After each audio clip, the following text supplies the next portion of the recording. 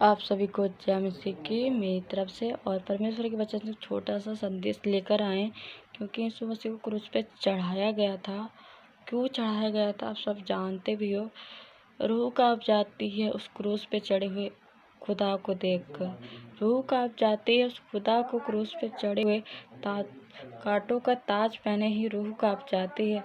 हाथों पे खरोंच लग जाए तो पूरा घर सर पे उठा लेते हैं।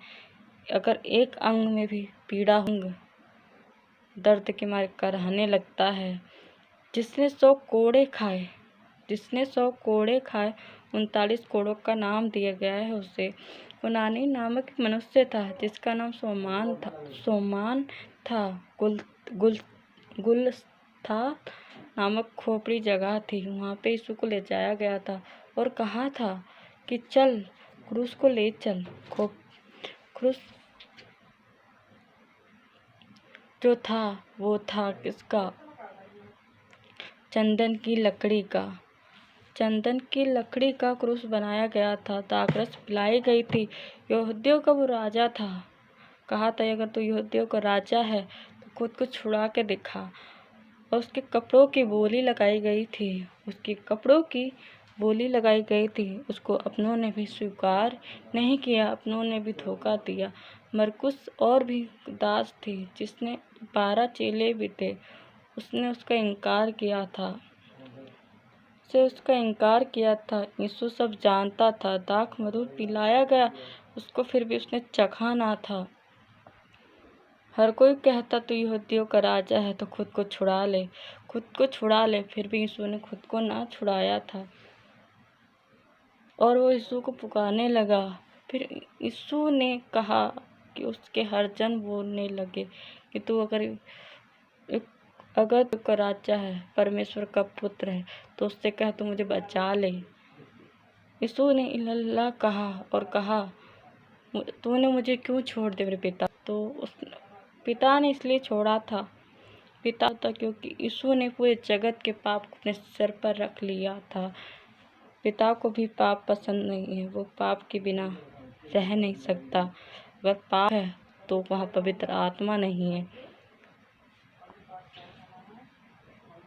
यीशु ने अपना प्राण त्याग दिए, यही शब्द कह गए, और तीसरे पैर में उसने अपने प्राण त्याग दिए। रूह कांप जाती है और सारा जगत हिल गया था, भूकंप आ गए थे। जो मुर्दे थे वो फिर से जिंदा हो गए थे। सैनिक भी कतराने लगे थे और वहाँ का राजा भी कतराने लगा था। जो इब्लिस था वो भी कतराता था। एब्रोस वो राजा था जो वहाँ का हेरोस था, वो कतराता था। उसको महसूस हुआ था।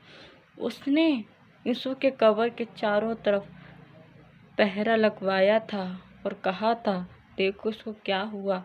यीशु की जुबानी हम तो नहीं जानते, जब भी उस परिस्थिति को हम महसूस करते हैं रूह कांप जाती है। अगर यीशु के दर्द को बयां करना आसान नहीं है। यीशु को पीड़ा हुई थी शारीरिक रूप से और मानसिक रूप से। शारीरिक पीड़ा तो हर कोई सह लेता है, पर मानसिक पीड़ा सहना आसान नहीं है।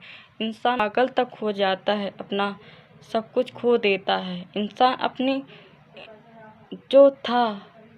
अपना ईमान तक खो देता है। यीशु ने अपना ईमान तक नहीं खोया।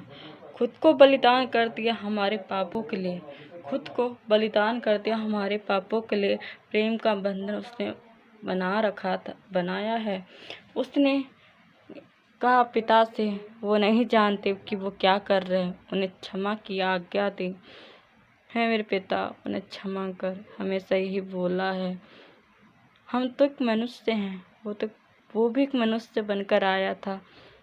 यशायाह की पुस्तक में बताया गया है कि जब वो आया था, उसने भविष्यकर्ता ने पहले बता दिया था कि जब वो आया उसके ऊपर एक घटना घटी, तब भी वो चुप रहा था।